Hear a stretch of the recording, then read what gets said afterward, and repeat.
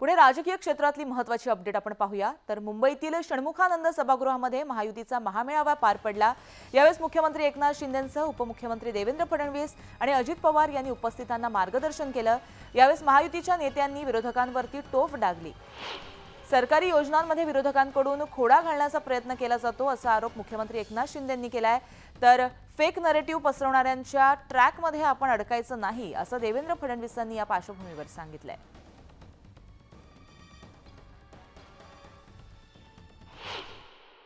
आपण देखील थोडंसं त्या ठिकाणी गाफील राहिलो की तर नेहमीच खोटं बोलतात, यांच्यावर विश्वास कोण ठेवेल। पण दुर्दैवाने रोज खोटं बोलल्यानंतर लोकांच्या मनावर काही परिणाम होतो हे आपल्या लक्षात आलं। आणि मी जसं सांगितलं की आपली लढाई ही तिकडच्या 3 पक्षांशी नव्हती, आपली खरी लढाई चौथ्या पक्षाशी होती। तो चौथा पक्ष होता फेक नरेटिव्ह।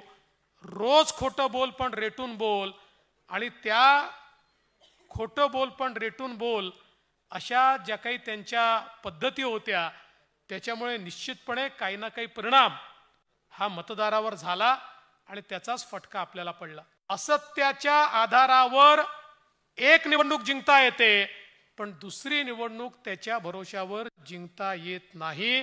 त्याच्यामुळे आता यांच्या असत्याचं जीवन संपलेलं आहे। अर्थात त्यांना एक चटक देखील लागली आहे खोटं बोलायची। म्हणजे घरी आपल्या नवरा बायकोशी जरी हे खरं बोलत असतील का, मला आता थोडी शंका वाटते। सकाळपासून रात्रीपर्यंत खोटंच बोलतात, त्यामुळे नवीन काहीतरी खोटं बोलतील। त्याला काय पाहिजे तो मुकाबला यावेळी करू। यावेळी गाफील राहायचं नाहीये, जशास तसं उत्तर आपल्याला द्यायचं आहे। बहीण माझी लाडकी सांगाल आणि त्याच्यामध्ये किती फायदा सांगाल, आणि सकाळी 9 वाजता येऊन ते काहीतरी वेडवाकडं बोलून जातील आणि दिवसभर त्या वेड्यावाकड्यावरच आपली माध्यमही चालतील आणि आपणही त्याला उत्तर देत राहू। या ट्रॅपमध्ये फसायचं कारण नाहीये। आपण जे पॉझिटिव्ह काम केलंय ते पॉझिटिव्ह काम हे रोज बोललं पाहिजे, प्रत्येकाने बोललं पाहिजे, वारंवार बोललं पाहिजे, तरच ते लोकांच्या मनामध्ये भिनतं। पब्लिक मेमरी अत्यंत शॉर्ट असते, काल सांगितलेलं आज कोणाच्या लक्षात राहत नाही। त्यामुळे जे चांगलं केलंय ते रोज सांगितलं पाहिजे, हे आपण सगळ्यांनी लक्षात ठेवा। इकडे सभागृहामध्ये त्या योजनेचा विरोध करतायत। निवडणुकीकरता योजना केली, मग पैसे कुठनं आणणार, मग योजना होणारच नाही। पण हे किती हुशार लोक आहे। तुम्ही जर गावोगावी जाऊन पाहिलं, यांचेच लोक फॉर्म घेऊन उभे आहेत।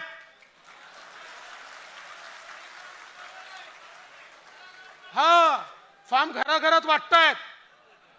म्हणजे हे जे भाऊ आहेत सावत्रासारखे, तिथे विधानसभेमध्ये आपल्या बहिणीच्या योजनेचा विरोध करतात, ते सख्य झाल्याचा आव्हानात जणू काही त्यांच्याच खिशातनं आता पैसे देणार आहेत असे घरोघरी फिरून राहिले आहेत। त्यामुळे अशा बेगडी भावांपासूनही सावध राहावं लागेल आणि आपल्यालाही हे सांगावं लागेल की बहिणींनो, तुमचे खरे भाऊ या मंचावर बसलेले आहेत। आज महायुतीने आपल्या महाराष्ट्राचं चित्र पालटलंय। सगळी कामं ठप्प होती। आपलं सरकार यायच्या अगोदर सगळीकडे स्पीड ब्रेकर टाकून ठेवले होते। याला स्टे, त्याला स्टे, कारशेड बंद, मेट्रो बंद, रस्ता बंद, समृद्धी बंद, कोस्टल बंद, अटल सेतू बंद। काय चालू होतं?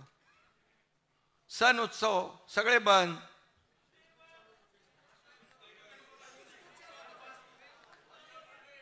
एकच चालू होतं, फेसबुक आणि वर्क फ्रॉम होम। ते जाऊ द्या, त्याच्यात मी जात नाही। किती विरोधकांनी आटापिटा केला। सरकार स्थापन झाल्यापासून सरकार पडेल, सरकार पडेल, सरकार पडेल। महिन्यात पडेल, 2 महिन्यात पडेल, पण सरकार काय पडलं नाही।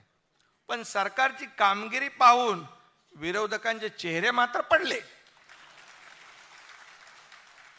आणि ज्या योजना आपण जाहीर केल्या कल्याणकारी परवाच्या दिवशी, त्या बघून तो विरोधकांचे चेहरे बघण्यासारखे होते।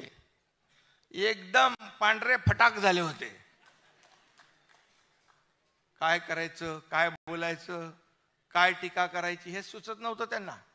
अजितदादा तिकडे अर्थसंकल्प मांडत होते तेव्हा त्यांचे चेहरे बघण्यासारखे होते. कावरे बावरे झाले होते एकदम. काय होणार, कसं होणार, काय हे सगळं खोटं आहे, हे होणार नाही, कुठून पैसे आणणार. अरे कुठून पैसे आणणार? आम्ही जेव्हा निर्णय घेतला तेव्हा तिघांनी बसून त्या पैशाची तरतूद केली त्याच्यामध्ये, आणि नियमात बसून कुठलाही आम्ही नियम मोडला नाही. RBI नाही, गाईडलाईन नाही, कुठलं काही आम्ही तोडलं नाही. सगळं नियमात बसून केलं.